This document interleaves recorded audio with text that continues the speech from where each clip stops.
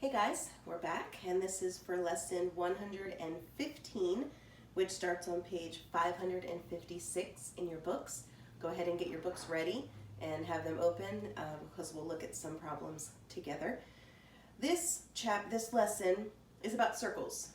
You guys can picture a circle. You know what a circle is, but we're going to learn about a circle from a geometry point of view. And again, a lot of the stuff in this lesson you will have heard before, and it will come up again when you take geometry.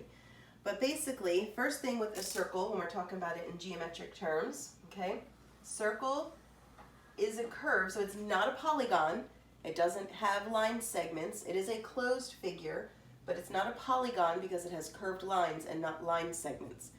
So the technical definition of a circle is a smooth curve where every point, every spot on the outside is the same distance away from the center point. So in a circle, you have a center point, and every spot on the outer curve is the same distance away. So that's the geometric definition of a circle.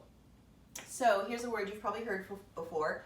If I draw a line segment from the center point to any point on the outside curve, that distance from the center point to the outside is called the radius of the circle. If you have two different radius, the plural of radius is radii. Weird, but it is. All right, so radius is a line segment, the measurement from the center point to the outside circle. So then, if I were to continue this line all the way to the other side, so this is now a line segment that goes from one edge to the circle to the other and crosses the center point. That's called the diameter. And again, this should all be familiar. So the diameter is really 2 times the radius. Diameter is always going to be 2 times the radius. And again, diameter is this line segment that touches one end of the circle to the other and crosses the center point. You can also have a line segment that goes from one part of the circle to another but does not cross the center point, and that is called a chord. A chord. But technically, the definition of a chord is any line segment that goes from one end of the circle to another. So a diameter is also a chord. It is a line segment that goes from one side to the other. The only difference is that a diameter has to cross through a center point. A chord does not. So those are your first 3 vocabulary words for today's lesson. Then the next vocabulary word, we were talking in the lesson, I can't remember which day, but we were talking one day, let's start a new circle, about perimeter, okay? And if you remember, when we're doing perimeter, I know that's not an even circle, when we're doing perimeter, we're measuring the distance around the outside of a shape. Well, we can also measure the distance around the outside of a circle. We don't call it perimeter, we call it the circumference.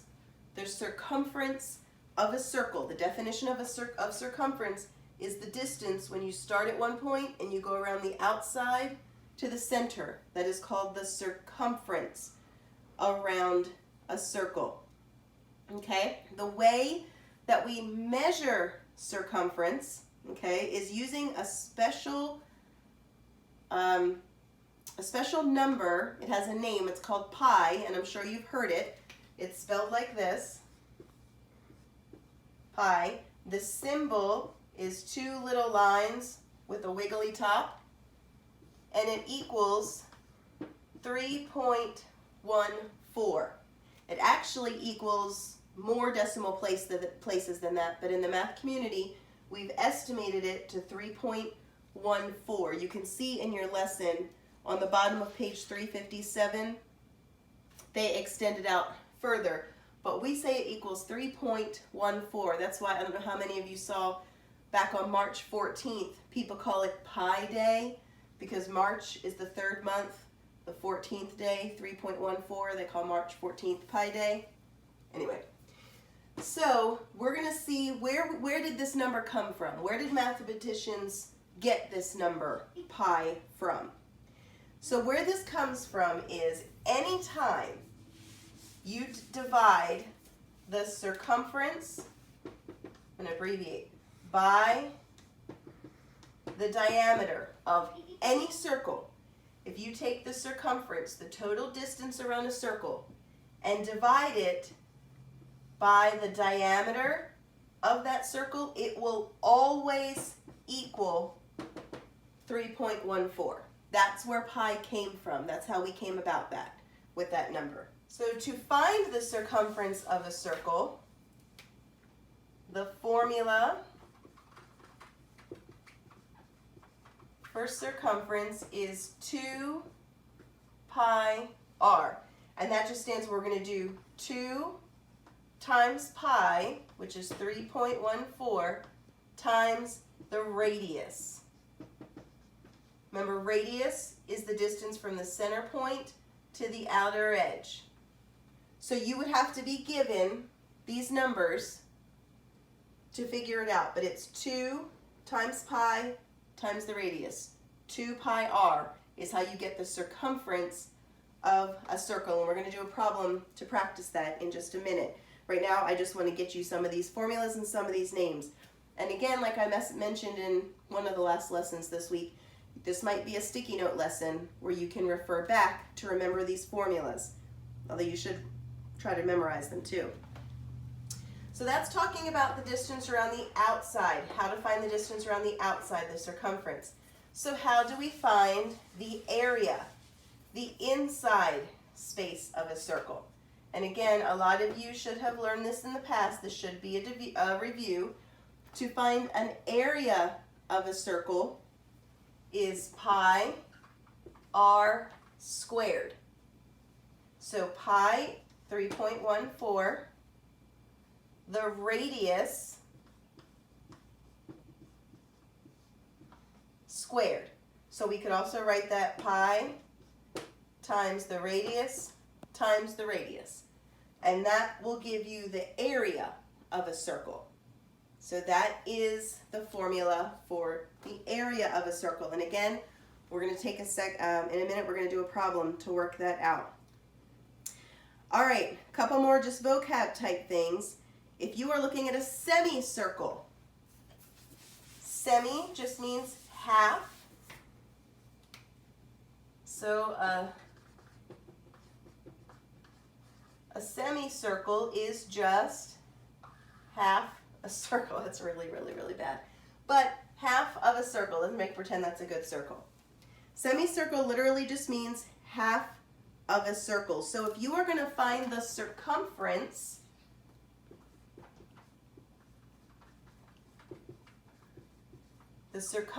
of a semicircle, that means the distance around the edge.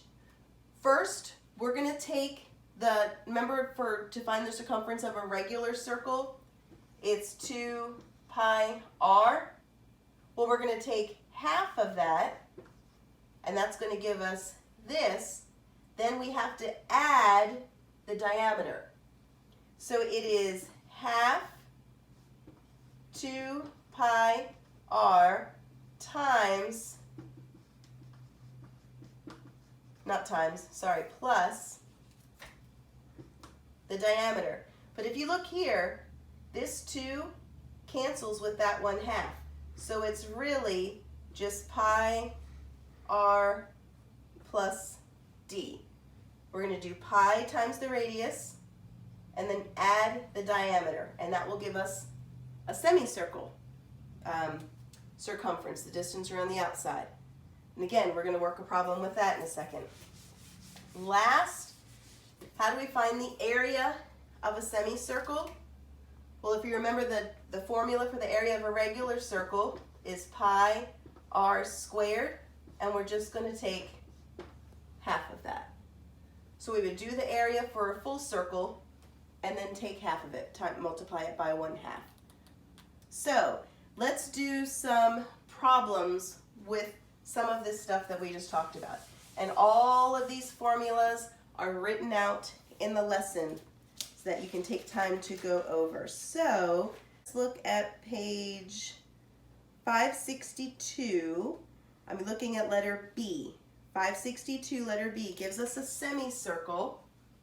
Okay, we have a semicircle, gives us a center point, and it tells us the diameter is 9 centimeters, and it asks us to find the perimeter, the circumference, the area around the outside. So if you, the distance around a circle was 2 pi r, and we're going to take half of that, which cancels out the 2's, so we're just left with the pi times the radius. Then we're going to add the diameter. So if you look here, we're given the diameter, and if you remember, what is the radius? Half. The radius is half. Well, what is half of 9? 4.5. So now we can fill in our thing. Pi is 3.14. We're going to multiply it times 4.5, and we're going to add the diameter, which is 9. Now your order of operations, right now we have a multiplication problem and an addition. Order of operations tells you we multiply first. We multiply first, okay? 3.14 times 4.5. That's 25, 6, 7, 15, placeholder 0, 16, 4, 5, 12. Zach, you checking my math? No. Can you check my math?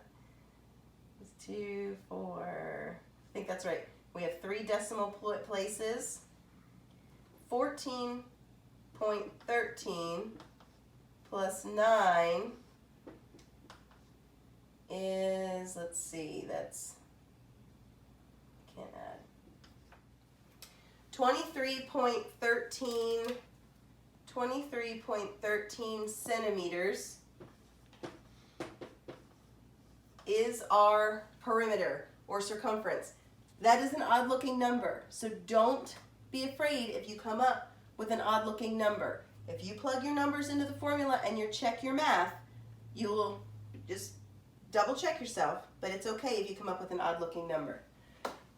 Let's look at, let's see here. Let's look at letter C, okay? Let's look at letter C in your book. Letter C has a rectangle. It shows us that there's right angles, so we know there's a rectangle. And then it has a semicircle on top. So what we can do, we can draw a line across the middle. It tells us the distance of this is 13 yards. And it tells us that this side is 7 yards, and it wants us to find the perimeter, the distance around the outside. Now for here, we can find this distance. We know if this is 13, this is 13. If this is 7, this is 7. So we can find the perimeter for this part by just doing 13 plus 7 plus 7, which is just 13 plus 14, which is 23. So that has given us this. Well, now we know the distance for the circumference of a semicircle is pi r. Remember, 2 pi r is the circumference from a whole circle. If we do half of that, it gets rid of the 2. So we just have pi r plus the diameter if we're doing the whole semicircle, but we're not. We don't need this part here. So for this, we can take that out. So here we have pi, which is 3.14, times the radius. Well, if this is 13, half of this would be 6.5. So we're going to do 3.14 times 6.5, That's 20, 5, 6, 7, 15, placeholder 0, 24, 6, 7, 8, 18, 0, 11, 14. Count our decimal places. 20.141. So I'm going to add that here. So we know this is 20.41. We're going to add that to what we know here, and we get 43.41 yards for the answer. Okay? So it's a little complicated. You need a couple different steps, but it is very doable. You can do it. Letter D. Let's look at letter D. We have a square with a semicircle.